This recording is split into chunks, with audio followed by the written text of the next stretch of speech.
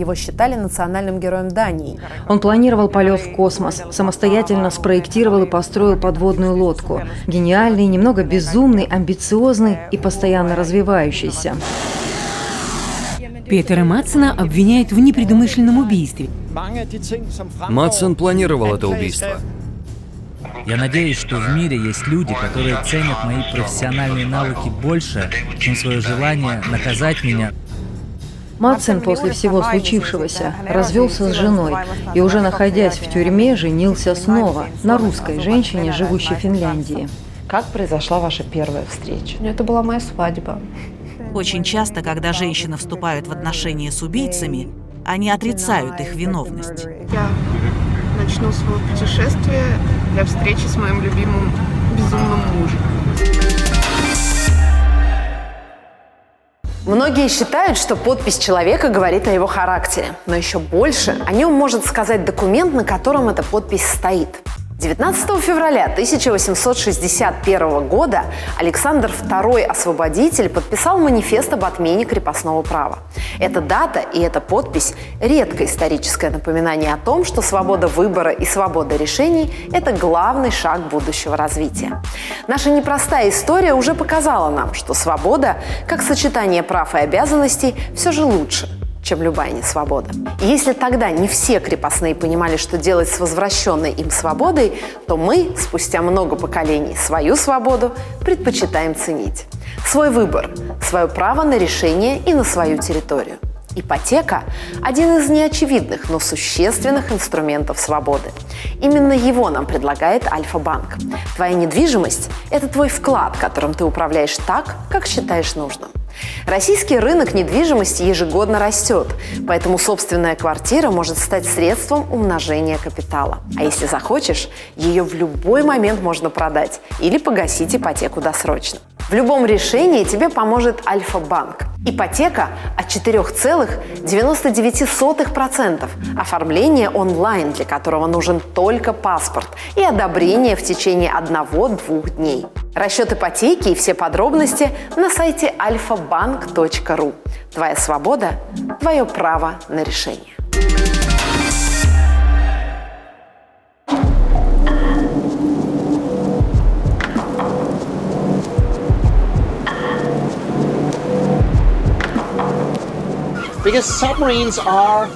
Подводные лодки — это что-то необычное и загадочное.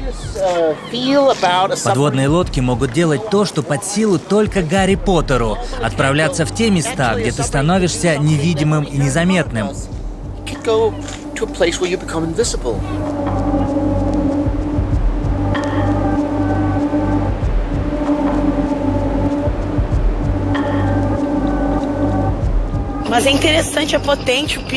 Петер, вы кажетесь мечтателем. Не зря вас сравнивают с Вернером фон Брауном.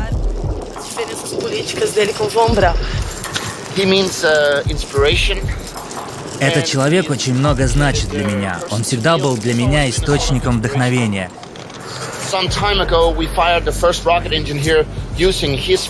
Некоторое время назад, когда мы запустили первую ракету на жидком кислороде и этиловом спирте, его любимом топливе, моей первой мыслью было подойти к портрету Вернера и сказать: «Большое спасибо, профессор, все ваши рецепты работают». 10 августа 2017 года. Жизнь Петера Мадсена, датского изобретателя, разделилась на до и после. Его считали национальным героем Дании. Имя скандинавского Илона Маска, построившего собственную подводную лодку, а затем решившего полететь в космос на собственной ракете, не сходило со страниц всей скандинавской прессы. Улыбчивый, открытый, увлеченный, Мадсен был желанным гостем на всех телевизионных ток-шоу. С ним встречались министры, о нем снимались документальные фильмы. Но все изменилось в 2017 году. Новая информация о таинственном исчезновении шведской журналистки Ким Валь. Вчера мы нашли сначала одну ногу, потом вторую. В настоящий момент проводится экспертиза. Как только мы получим подтверждение, что тело принадлежит Ким, мы вас проинформируем. Петера Мадсена обвиняют в непредумышленном убийстве, и поэтому суд нашел основания для его заключения под стражу. Нами была найдена голова, предположительно Ким Валь, которая находилась в сумке, набитой для утяжеления кусками металла.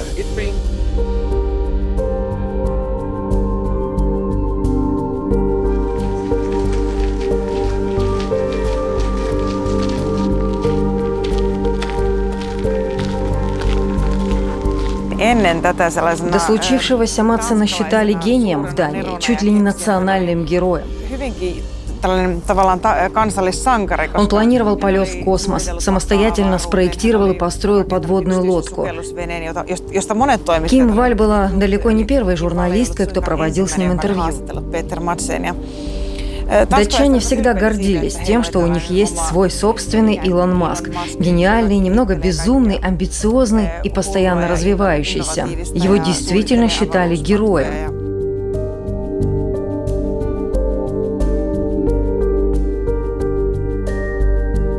Они встретились в прибрежном ресторане, они пили чай, разговаривали, и они решили спонтанно, что он покажет ей лодку, и что разговор будет происходить там. В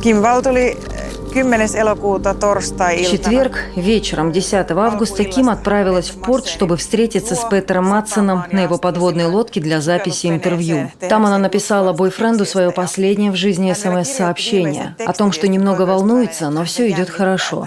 О том, что Мадсен даже принес печенье и сок, и что вот-вот они начнут погружение. Но спустя несколько часов, была уже ночь, Ким не вернулась. Ее молодой человек забеспокоился и сообщил в полицию о ее пропаже. Петера Мадсена обнаружили в пятницу 11 августа, то есть на следующий день. Он утверждал, что высадил Ким накануне вечером в порту Копенгагена, а его лодка утонула из-за возникшей неисправности. Мне очень жаль. Что? Вам очень жаль? Да, естественно. То, что Наутилус ушел на дно, это ужасно. Мы погружаемся, и солнечный свет проходит сквозь воду, и мы разговариваем, и там и то-то, то-то, то-то. И дальше он просто плохо помнит. И он не знает, в какой момент, собственно, она умерла. Потому что все было очень тихо, и главное его впечатление было такое, что мы только что говорили, и она шевелилась, и потом перестала. Это все. Показания Мадсена постоянно менялись в ходе расследования. Сначала он говорил, что Ким Валь просто сошла с лодки.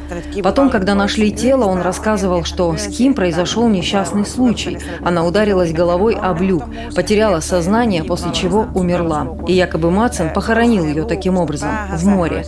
Объясняя это тем, что просто не мог продолжать плавание с трупом в лодке. Ему это было физически неприятно и даже противно.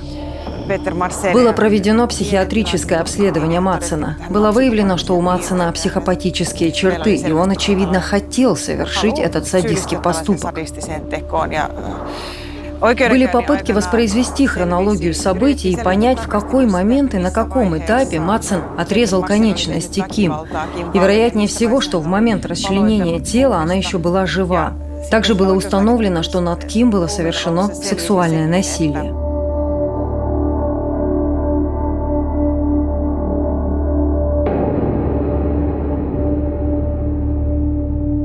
У него была давняя такая заморочка, и у него этого не было на жестких дисках, но он это смотрел много раз. Короче, сюжет этого видоса был такой. Баба, которая накуривалась чем-то анестезирующим, садилась на такой, на металлический штырь, как бы. И этот штырь, он как бы у нее внутри двигался, так что снаружи это было видно под кожей. Вот это прямо завораживающе. Естественно, она умирала потом от потери крови, потому что там, как бы раз были повреждены все внутренние органы. Еще у него был какой-то снав, когда бабы глотали каких-то живых существ, и было тоже видно, как что-то двигается внутри. И я ему говорила, что ты вообще понимаешь, что как бы единственный вариант, когда ты можешь такое увидеть, и это не летально и не фатально, это там на поздних сроках беременности, когда шевелится ребенок. Понимаешь, что как бы у тебя это просто вот там ты... Это буквально «мама, роди меня обратно». То, что ты делаешь, то, что тебя привлекает.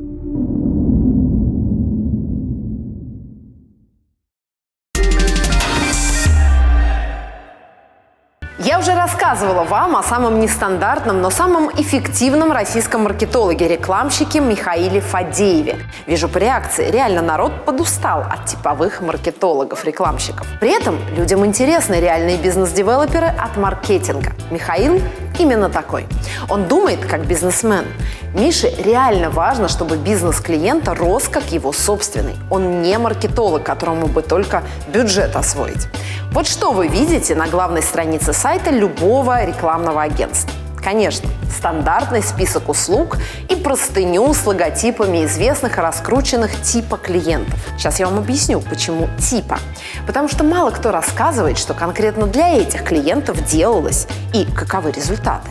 А Фадеев сходу предлагает ознакомиться именно с практическими кейсами. И что очень важно, он не только хвастается успехами, но и не стыдится провалов. Дает их с выводами и подробным разбором полетов.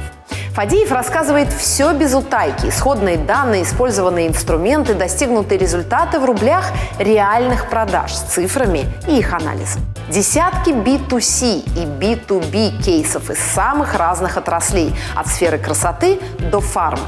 Например, беспроводные наушники. Никому неизвестный тюменский бренд Фадеев за 1,5 года вывел в топы по объему продаж. Обороты – десятки миллионов ежемесячно. Ну или вполне обычному московскому косметологу Юлии Кирилловой Фадеев помог вдвое увеличить месячную прибыль. А для уникального бизнес-спецназа Амивео Фадеев выжил контрактов на 6 миллионов рублей. При вложениях в рекламу всего в 1 миллион рублей. Выхлоп 1 к 6. Неплохо же, да? А еще Фадеев не стесняется делиться своими уникальными подходами. И тоже скрупулезно, детально и обстоятельно. Но главное – бесплатно. Рассказывает, например, как сделать успешный коммерческий Инстаграм, продающий на миллионы в месяц. Или вот, как снять не просто красивый и пафосный, но и коммерчески эффективный рекламный ролик, который в лоб удваивает продажи. Или дает методику, как правильно и эффективно выбирать блогеров для рекламы. Причем, еще раз, вся эта практическая мудрость совершенно бесплатна, что редкость в наше время. Очень рекомендую Фадеева всем, кому нужно быстро и эффективно продвигать свой бизнес, товар, услугу. Ну или тем, кто просто интересуется современной эффективной рекламой и маркетингом. Ссылка в скрытой части описания видео.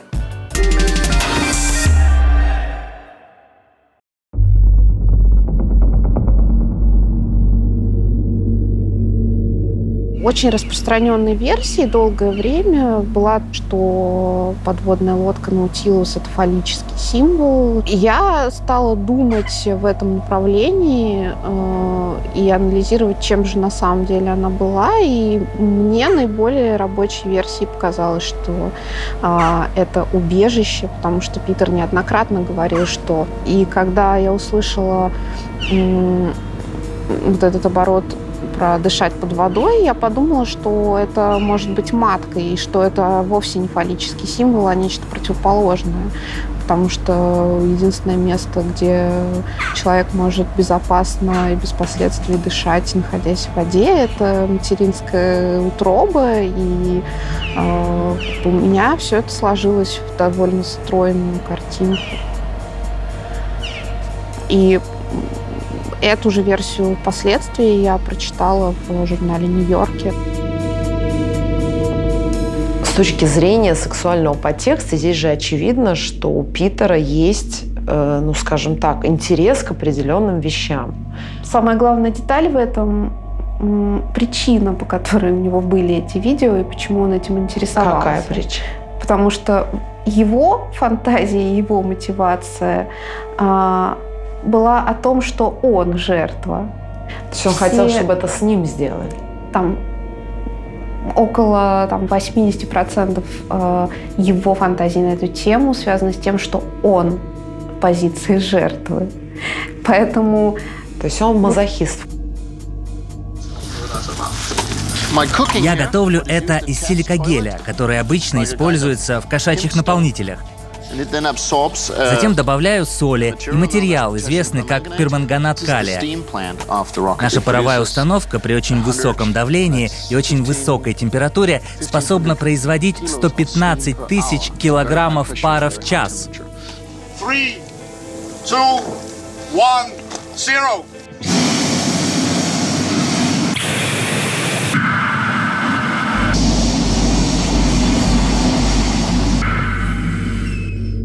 Изобретатель и инженер-самоучка стал национальной гордостью Дании, когда построил одноместную Фрейю – одну из 3 частных подводных лодок в мире. Всего у Матсена их было 3. Последняя, печально известная Наутилус, где и произошло убийство, распилена по решению суда на металлолом, а вот вторая по счету, Крака, стала экспонатом музея в Копенгагене.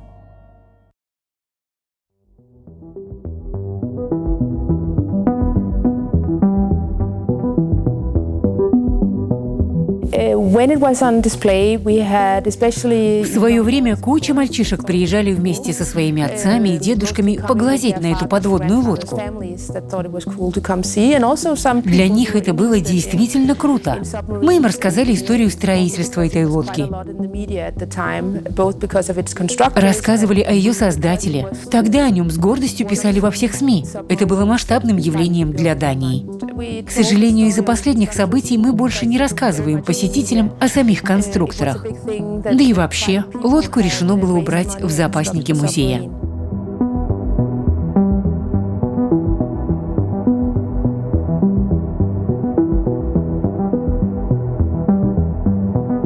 Самая первая подводная лодка называлась Фрая. Это богиня любви, это богиня скандинавского пантеона. Эта подводная лодка называется Крака в честь богини разума и здравого смысла из того же скандинавского пантеона богов. Мой муж очень хорошо знает историю, мифологию и очень погружен в этот контекст, не только скандинавский, но и мировой. В 2019 году российская политэмигрантка Дженни Курпин неожиданно вышла замуж за Питера Матсена.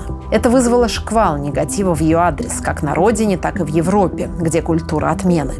Имя Матсена стараются не вспоминать ни в контексте преступления, ни в контексте его прошлых заслуг. Сколько ни пытались мировые СМИ взять у Дженни интервью, все безрезультатно. Сегодня она дает свое первое интервью. Как произошла ваша первая встреча? Ты помнишь ее? Можешь рассказать? Да, помню. Это была моя свадьба. Ты была в белом платье или... Нет, я была в пилотном комбинезоне, в таком же, каком был он. И с нами... У нас было 2 часа на все. И с нами была одна тюремная охранница, тюремная священница, и приезжала сотрудница, какая-то юридическая из коммуны, представитель коммуны, которая, собственно, делала запись регистрационную. А потом она уехала, и мы остались там пить кофе, чай. Как твои друзья, родители реагировали на вот этот брак? Они считали, что это такая экзотическая прихоть? Моя мама очень пожилой человек, и она удивилась, и больше ее беспокоило то, что мы разъехались с отцом моих детей, что вот как же вы вот это все выстроить свою жизнь так, чтобы не травмировать детей. А ты понимаешь, как ты потом своим детям будешь объяснять, кто такой Питер Матсен, когда они спросят: мам, или они уже знают? Нет, мои дети слишком маленькие пока для осмысленных бесед на эту тему, но скажу. Я не вижу в этом ничего. То есть это мои дети, поэтому они... Но, слушай, все равно ты вышла замуж за человека, который приступил какую-то грань. Те же дети, которые растут с пониманием, что делать можно, что нельзя, они же рано или поздно будут задавать вопросы. Мам, зачем ты вышла замуж за человека, который совершил такое жестокое убийство? Я начала говорить, что поскольку это мои дети, то они, конечно же, будут в состоянии осмыслить эту ситуацию. Можешь назвать 3 главных качества, за которые ты любишь Питера Мэдсена? Жизнелюбие, умение находить позитивное во всем, в безвыходных ситуациях, оптимизм. Он очень поддерживающий человек. И, конечно, парадоксальность мышления. Ты считаешь Питера Мэдсена гением? Да, я считаю. В области, в которой он работает, безусловно. А гению позволено больше, чем обычному человеку, как ты считаешь? Нет, я считаю, что ему позволено ровно столько же, но гениев заносят, и они выходят из берегов именно в силу того, что чрезвычайно одарены в какой-то сфере и очень ограничены в других. То есть, в частности, социальные навыки моего мужа оставляют желать лучшего.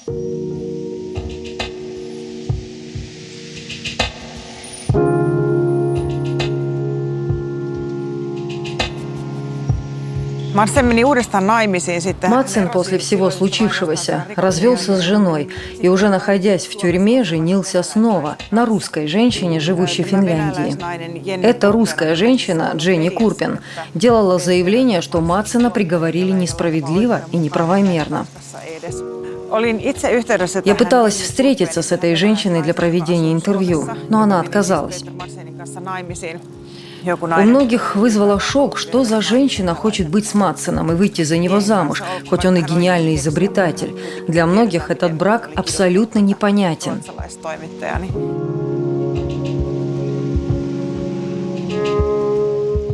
Это было 26 августа 2017 года.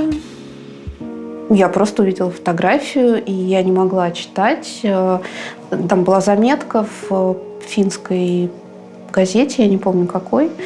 У меня просто не было времени читать, потому что ребенок проснулся, и нужно было начинать это все. Я просто об этом думала как-то, и недели через 2 я прочитала, что же там. То есть было очевидно, что что-то довольно жуткое, потому что там были менты, там, по-моему, собаки или что-то такое. И при этом я совершенно ничего не знала ни про этого человека, ни, собственно, что случилось. То есть ты реально влюбилась в фотографию?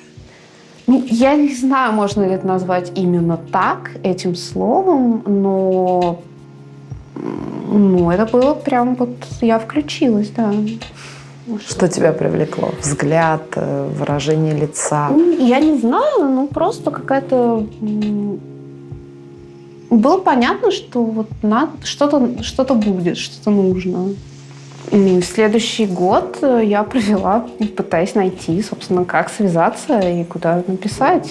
И я наткнулась на его Facebook, в котором, очевидно, кто-то от его имени написал короткий пост с приглашением к переписке, и там был адрес. О чем было твое первое письмо ему? «Привет, Питер, меня зовут Дженни. Я решила написать тебе». Или вот что там было? Как это? Главное для меня, что было в этом письме, то, что я сказала, что я не буду задавать никаких вопросов. И считаю эти вопросы неуместными, неэтичными и вторжением в личное пространство. И что все, что я когда-либо узнаю о том, что случилось, расскажет он сам, если захочет, и когда захочет.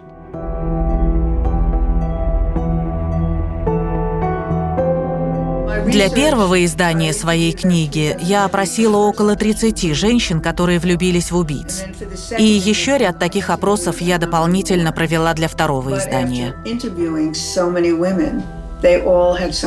Пообщавшись с таким количеством этих женщин, я поняла, что у них у всех было что-то общее.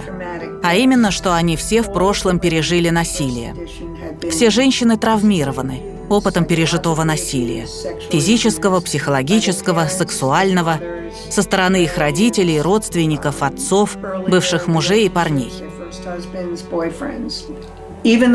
Это может казаться нелогичным, но если мужчина пожизненно за решеткой, он не может причинить боль. Так что для этих женщин это как бы безопасные отношения. Они впервые в своей жизни могут контролировать отношения,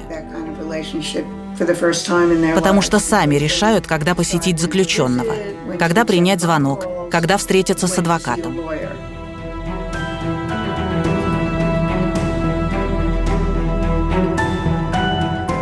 Почему это произошло? Он объяснял тебе когда-нибудь? Я думаю, как бы мое личное субъективное впечатление ближе там, к середине разговора был задан какой-то триггерный вопрос.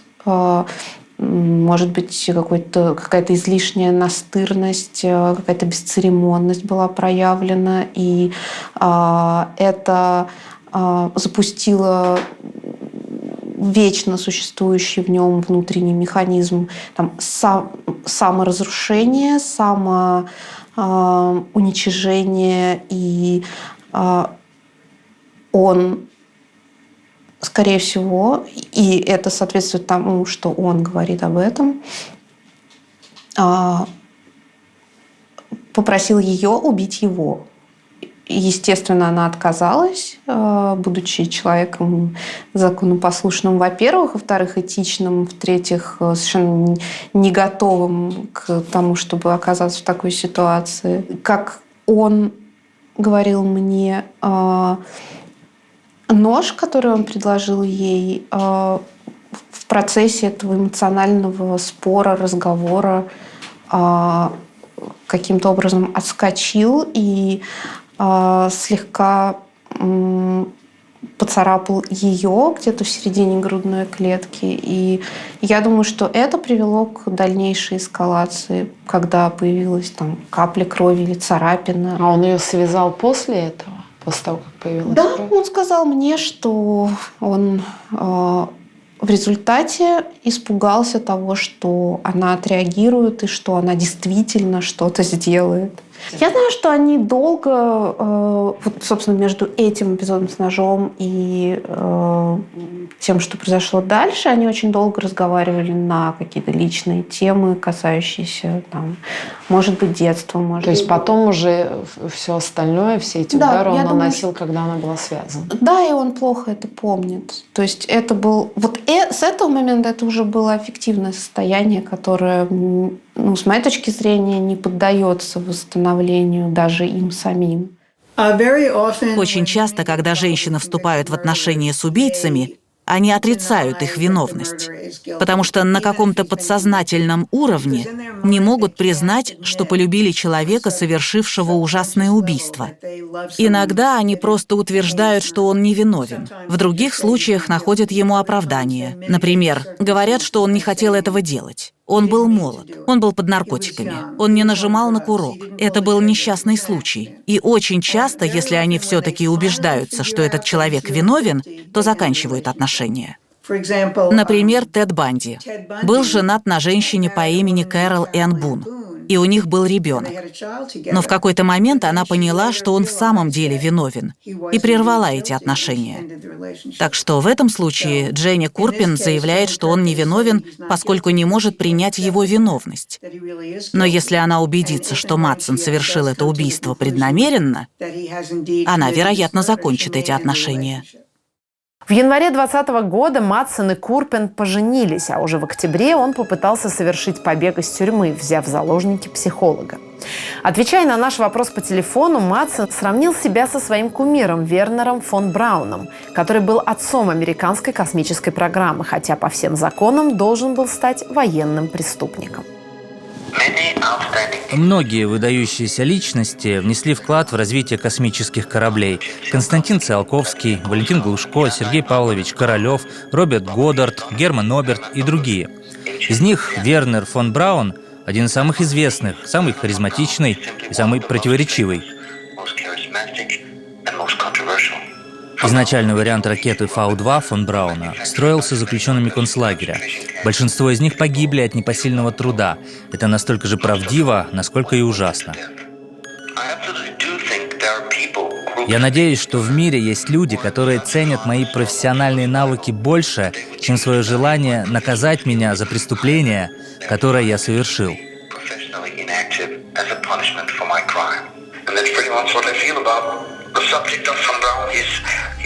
И что-то мне подсказывает, что фон Браун такой далеко не единственный с трудным характером. Ты здесь, Дженни? Да, я здесь.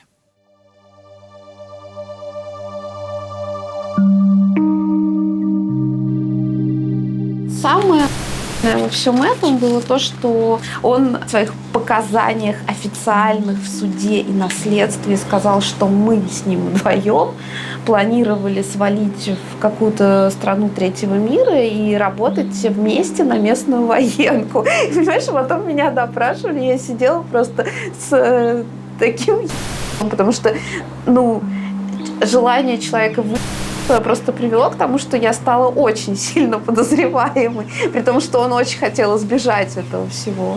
То есть все вот так. Он тебе в Россию не предлагал? Но он очень хочет в Россию. На самом деле, в идеале он хотел бы, чтобы мы жили там. Где-нибудь во Владивостоке, где-нибудь там. В принципе, если бы вот это все было предоставлено там, то его бы это больше всего устроило. Да, что у него какой-то с Россией очень серьезная связь.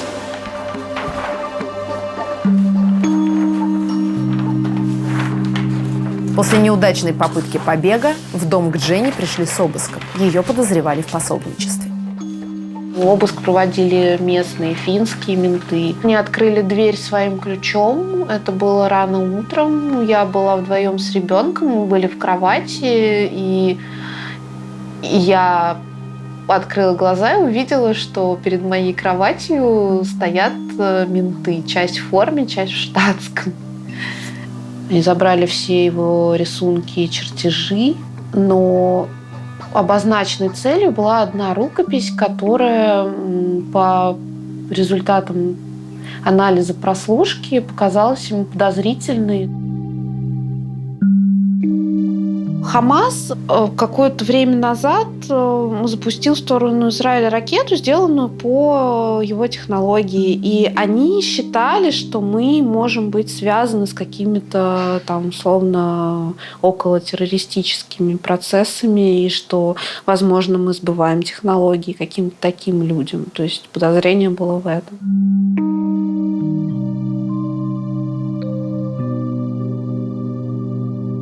От него бы ты хотела детей? Это очень личный вопрос.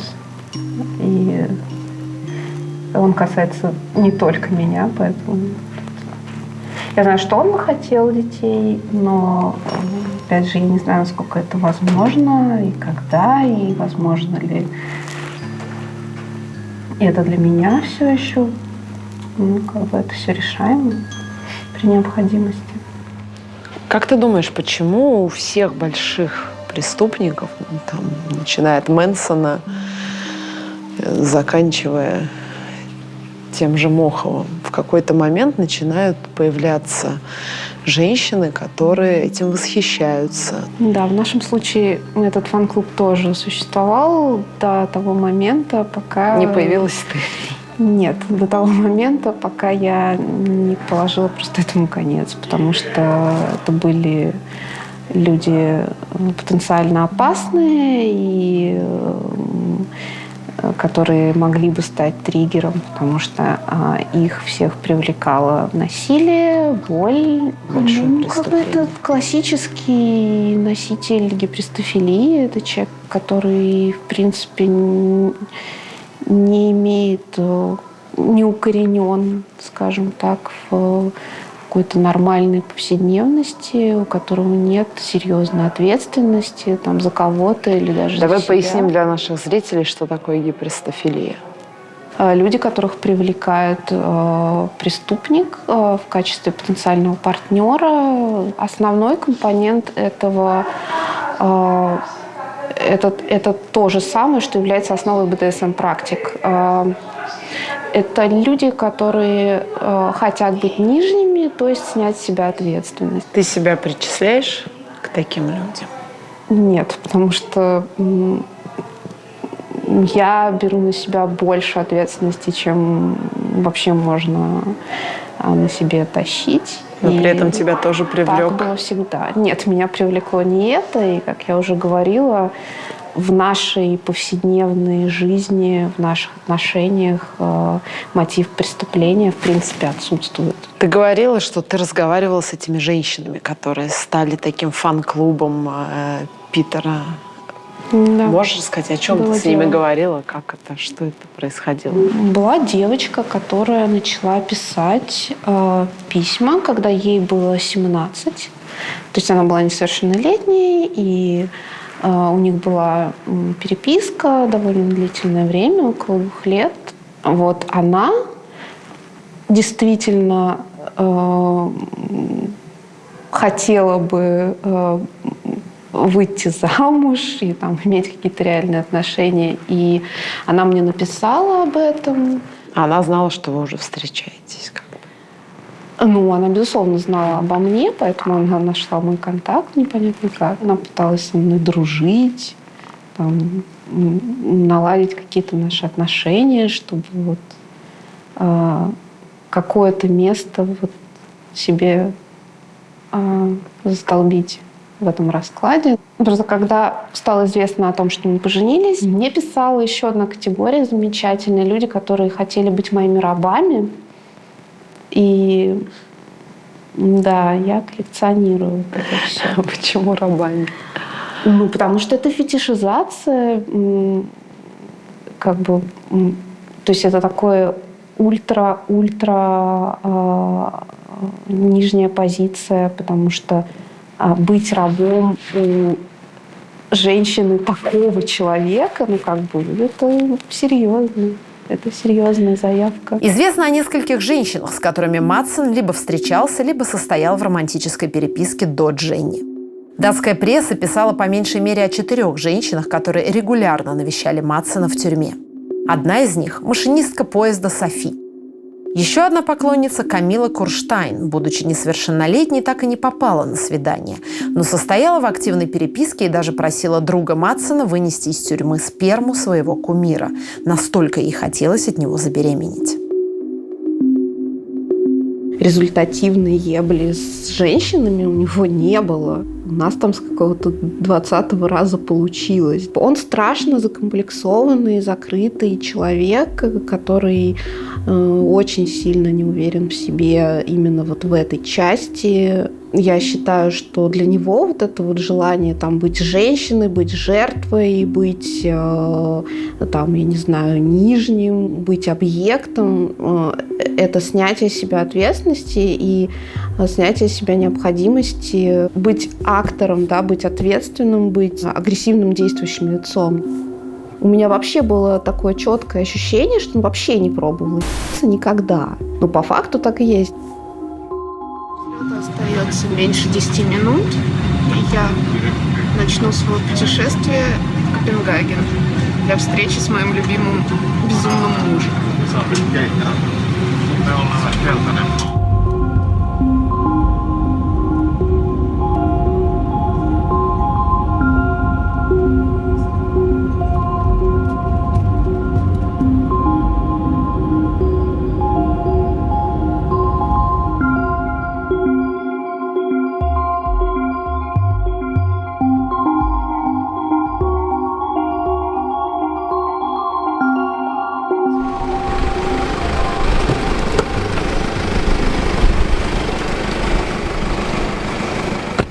Весь этот чудовищный балаган, который устроили медиа, политики, ряд партий и конкретных представителей этих партий. Бесконечные оплаченные боты из групп поддержки семьи жертвы. Это буквально были люди, которые ненавидели насилие настолько сильно, что хотели и открыто высказывались с этой позиции убить моего мужа на площади, устроить показную казнь, расправу публичную.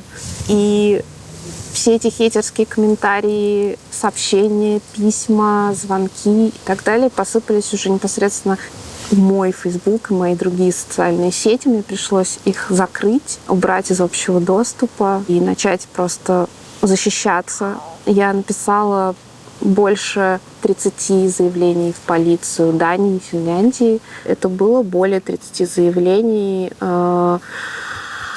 в отношении людей, угрожавших мне изнасилованием, убийством, расправой, расчленением. Я кое-что читала о Дженни Курпин, но не общалась с ней.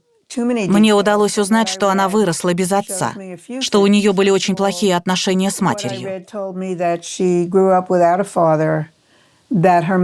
Возможно, со стороны матери она подвергалась психологическому насилию и не получала необходимой любви и заботы.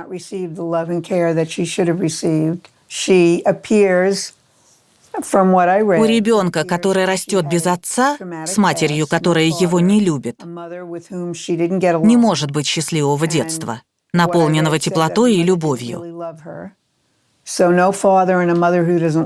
Так что можно сказать, что она психологически травмирована и ощущает нужду в любви.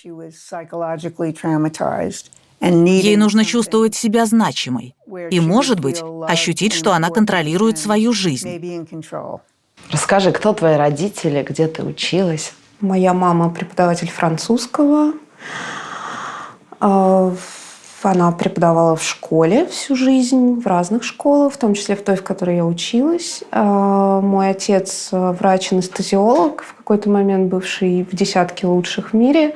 Он учился в Москве. Они таким образом познакомились, поженились. Скажи, вот ты пока жила в Москве, училась в РГГУ, как я понимаю. Не только. Кто составлял круг твоего общения?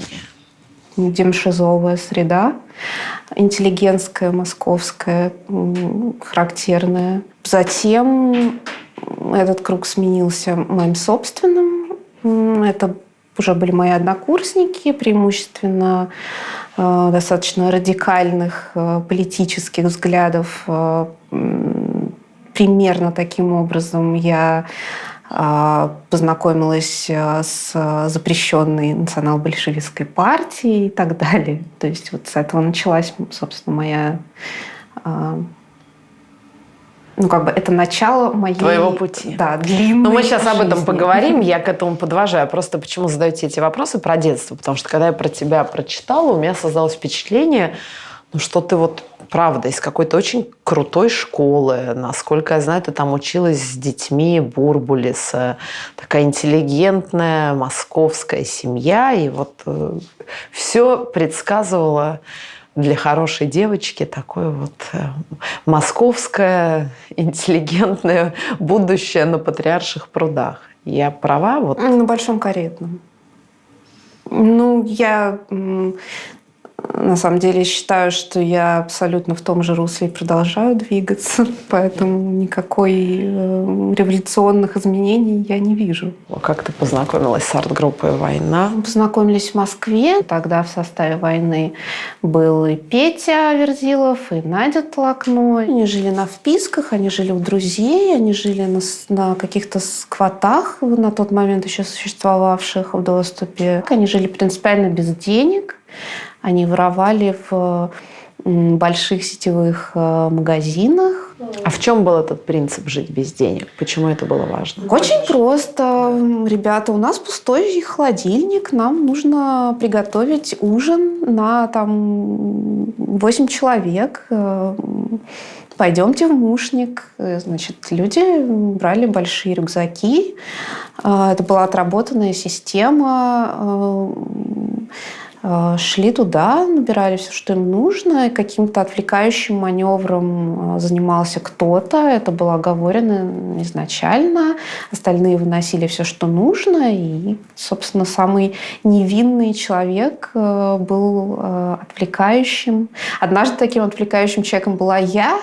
И это, конечно, было достаточно радикально, потому что отвлекла я продавца или охранник, я не помню, кто это был, фразой «русскому человеку не дают выпить». И понятно, как это звучало из моих уст, но, в общем, это сработало прекрасно, и мы ушли.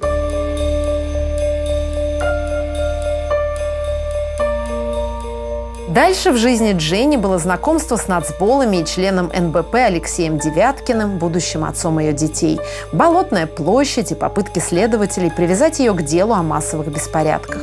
Закончилось все срочной эвакуацией из страны и получением политического убежища в Финляндии.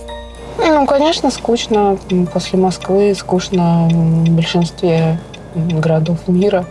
Здесь был довольно такой серьезный туристический центр, когда здесь работал завод Nokia, потом здесь работал завод Microsoft, потом производство вывезли в Китай, и здешние представительства закрылись, город стал датируемым регионом, депрессивным. Контраст вот этот внутренний между внешним благополучием, спокойствием, чистотой, вот этой сгущающейся внутренней тьмой депрессивной. Это Скандинавия. Люди достаточно много пьют, в массе. И пьют они не так, как мы привыкли. То есть это не какие-то там громкие вечеринки с разборками пьяными и так далее. То есть это такое мрачное скандинавское питье, которое может закончиться непредсказуемым образом.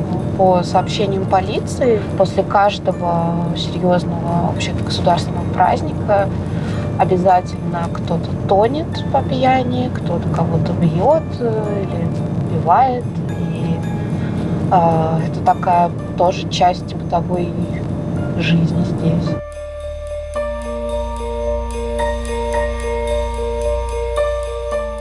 Ты не находишь в этом такой трагикомизм вообще ситуации, что вот смотри, с одной стороны, жизнь в России, которая абсолютно сумбурная, с беспределом ментов, с политическими заключенными, с каким-то трэшем, который каждый день происходит, но при этом вот с этой бурной энергией, которая как бы там пульсирует во все стороны.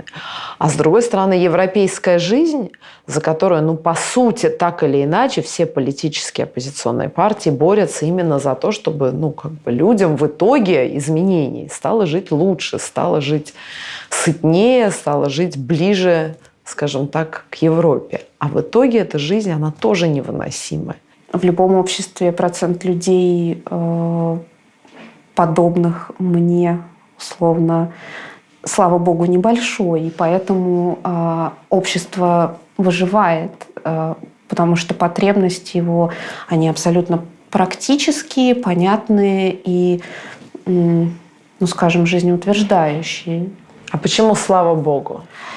Потому что я человек сложный, и общество, состоящее из таких людей, не уверена, что проживет долго. Почему? Потому что много внутренних противоречий, потому что мотивации неочевидные на самом деле, нелинейные и не похожие на мотивации этого среднего человека. Вот смотри, в своем манифесте в издании «Нож» ты пишешь: поддерживая виновного в тяжком преступлении, называя его другом, мы разносим в щепки нормальность, занимаемся культурным терроризмом. Нам больше не нужно переворачивать полицейские машины, сжигать банки и танцевать на амвоне, чтобы быть вне закона. Но вот действительно то, что с тобой происходит, это же напоминает такую радикальную художественную акцию. Такие люди, как Павленский, Воротников, ты, прочие, они там попали под каток российского правосудия. И сюда приехали, у них тоже проблемы с законом у многих, именно по причине того, что эта ситуация им тоже невыносима. Вот что спокойно не сидится? У меня нет проблем с законом, и я не подвергаюсь никаким преследованиям. Я сейчас про Павленского, например. Но в случае Павленского совершенно очевидно, что для европейской страны, для государства, для вот этой страшной вещи, которая называется государство, акция Павленского – это не искусство, а преступление, и в значительно большей мере, чем это преступление там, для российского мента. Не случайно взгляды Олега Воротникова претерпели на протяжении этих последних 8-10 лет очень серьезные изменения и стали почти противоположны тем, которыми они были изначально. Ты говоришь о том, что ты в глубочайшей депрессии, в каком-то тупике внутреннем находишься. Готова вернуться в Россию практически уже. И в этот момент в твоей жизни удивительным образом появляется Питер Мадсен. Можешь рассказать об этом подробно? То есть я представила себе, что вот сейчас ребенку 2 года, и потом будет 3, потом 4 и так далее. И вот я буду сидеть и непонятно чем заниматься. Европа — сонное пространство, в котором, с одной стороны, бюрократия, с другой стороны, вот эта вот комфортность среды, она расслабляет, и ты... это твоя подушка безопасности. То есть тебе не нужно... ты не подгоняем нуждой что-то вот срочно решить. И поэтому это было очень тяжело.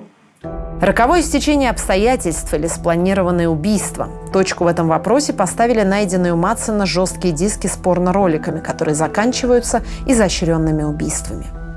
Мадсен планировал это убийство. Он заранее обзавелся ножовкой, плоскогубцами, топором, веревками. В его подводной лодке находилось все необходимое для того, чтобы связать Ким, пытать ее, убить и, совершив действие сексуального характера, расчленить ее. Обращаю ваше внимание на то, что Мадсен хотел пригласить и других женщин на борт своей подводной лодки. Это было запланированное убийство не Ким Валь как таковой, а любой женщины, которой не посчастливилось бы оказаться на борту его лодки.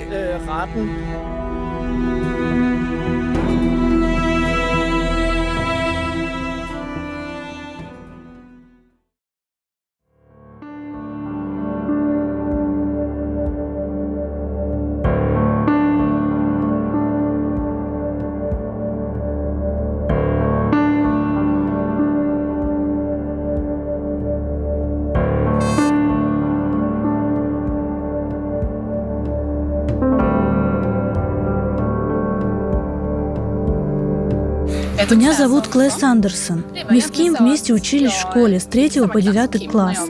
А моя младшая сестра училась в одном классе с младшим братом Ким. Ну и в детстве они довольно много общались. Поэтому, когда меня пригласили, я сказала: конечно, приедем. Конечно, надо участвовать. Это отличный способ почтить память Ким. Родители не очень охотно общаются с журналистами. А если и общаются, то выдвигают условия. Говорить мы будем исключительно о дочери. Не об убийстве и личности убийцы, а исключительно о дочери. Это тоже часть западной cancel culture. В сериале «Расследование», посвященному Мадсену и его преступлению, сам Мадсен, точнее актер, исполняющий его роль, ни разу не показан. После смерти Ким мы основали фонд ее имени. Мы поддерживаем женщин-журналисток во всем мире. Доходы от этого забега идут на гранты для журналистов. Сумма гранта $5000. Журналистки со всего мира могут получить такой грант на написание репортажа в духе Ким. На данный момент мы выдали уже 10 таких грантов. Таких репортажей должно становиться все больше и больше. Во многих уголках мира журналистика является практически подпольным занятием. Женщинам-журналистам часто приходится особенно тяжело, и надо, чтобы их становилось больше. И вообще, в целом, журналистика нуждается в поддержке. Ким в выборе профессии пошла по родительским стопам. Они тоже журналисты. Ким была очень честолюбивой и целеустремленной во всем, что касалось работы. Родители Ким приезжали в Финляндию, и я встречалась с ними. Они категорически не хотят обсуждать Мадсена. Для них важно лишь то, чтобы мир запомнил Ким как светлого и доброго человека. Пыталась ты когда-нибудь связаться с родителями его жертвы? Нет, мне не о чем с ними говорить. А он не хотел им позвонить и как-то с ним говорить? У него не было такой идеи? У него были такие порывы, и я его отговорила, потому что это неуместно. Почему? Потому что это продолжение его саморазрушительной тенденции. Скажем прямо, что основным, главным и, наверное, единственным бенефициаром вообще этой истории является журналистское сообщество. И родители жертвы — часть этого журналистского сообщества. Никто не заработал на ее смерти больше денег, чем все эти люди.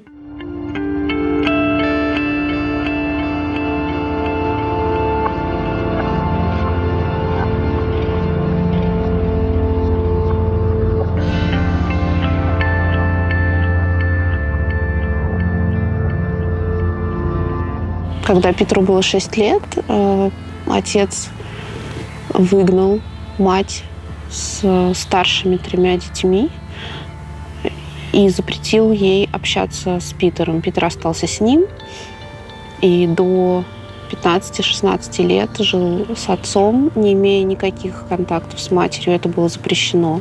Он оказался перед выбором иметь маму или иметь отца, который был для него безусловным авторитетом. Последствия такого детства мы расхлебываем до сих пор.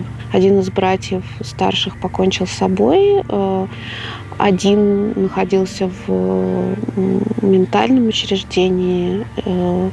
Питер находится понятно где и почему. И только один, самый старший брат, его жизнь сложилась более или менее благополучно. Их отец был очень жестким человеком. Он, полный набор предубеждений. Он был и сексистом, и расистом, и гомофобом, трансфобом и так далее. Я помню, когда я нарисовал свой первый набросок ракеты и показал его своей маме. Это было еще до того, как я пошел в школу. Мне было лет 6 или около того. Я попробовал ей объяснить, как она работает, эта ракета. Но мама так до конца этого не поняла.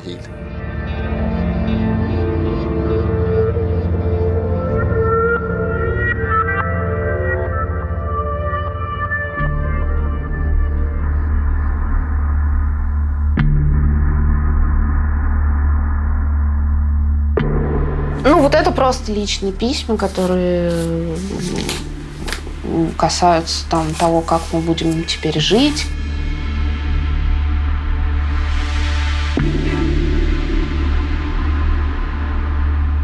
Вот эта книжка художественная.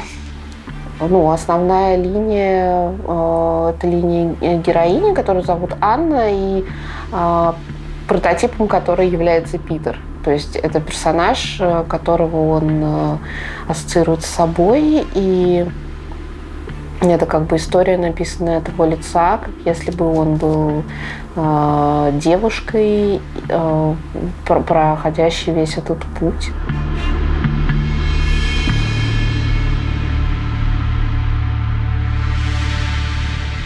У него нет же ненавистничества, у него есть зависть скорее, потому что он хотел бы сам быть другого пола. Он ментально женщина, и он просто хотел бы, чтобы его тело соответствовало.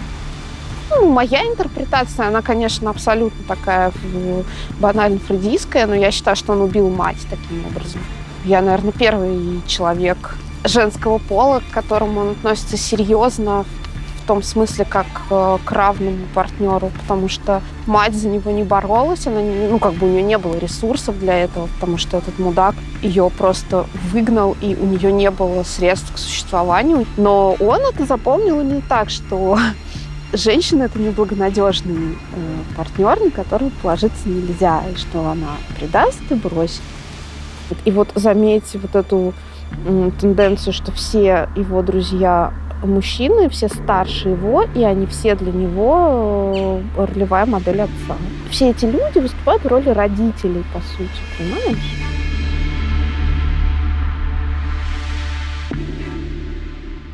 У меня внутренне очень тяжелые отношения с его покойным отцом, который в огромной степени заложил основу того, что произошло, и не только в августе 2017 года, но и, в принципе, того, как сложилась и развивалась его жизнь. И простить этого я не могу.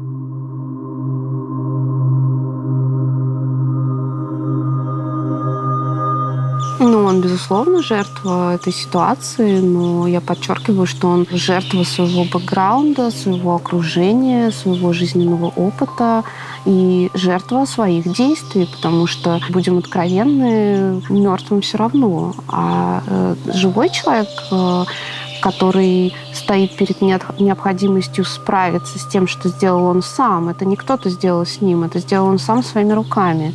Это более серьезная задача — продолжить жить с этой виной, с этой ответственностью. Я не поддерживаю вот эту вот модель патриархальную, в которой глава семьи обязательно мужчина или кто-то один.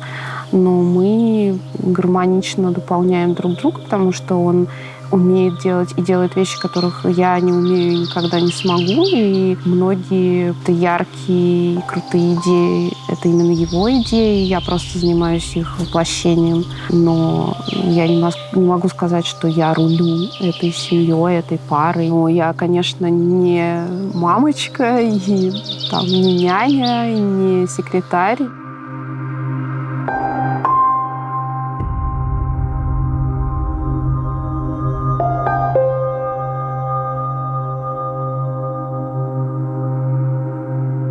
Ты знаешь, что феминистки тебя люто осуждают за твой поступок. И при этом ты сама называешь себя настоящей феминисткой. В чем между вами фундаментальное противоречие? Главное в том, что я не позволяю себе говорить от имени других людей. И считаю это аморальным. Если что-то можно назвать аморальным, то присвоение себе такого права, разнообразная коллективная ответственность, это все совершенно порочная практика, и я не считаю наличие у меня первичных и вторичных признаков половых основанием для того, чтобы меня причислили к какой-то категории. И люди, которые движимы в своей так называемой идеологии жажды реванша, мне просто непонятны. Понятно, потому что там нечего понимать, но неинтересно и никакого моего уважения. Ты сказала, что когда ты проникла в суть этой истории, фон Триер тебе стал неинтересен. Условно фон Триер, это понятно, просто имя. Да. Я имею в виду, что ты понимаешь, что насилие гораздо более бытовое в этом смысле. Я понимаю, что в этом нет ничего мистического, ничего захватывающего, ничего привлекательного эстетически.